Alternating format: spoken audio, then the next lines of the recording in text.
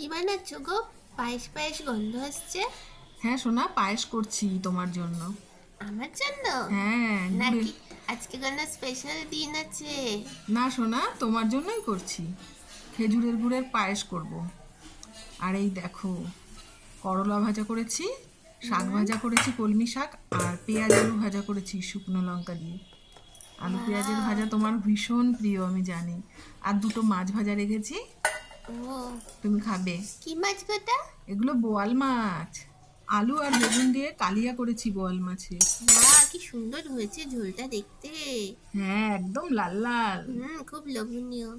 সত্যি তাই, জিভে জল আসার মতো। আর এই যে এক হাঁড়ি ভাত করেছি। বাহ, ভাতে ওটা কি দেখা যাচ্ছে? একটা জিনিস, এই দেখো, লাল আলু আহ, তোমার জন্য সেদ্ধ দিয়েছি। আমার সব থেকে প্রিয়। হ্যাঁ, এটা তোমার সব থেকে প্রিয়। ভীষণ গরম ভাতটা, ওরে বাপরে।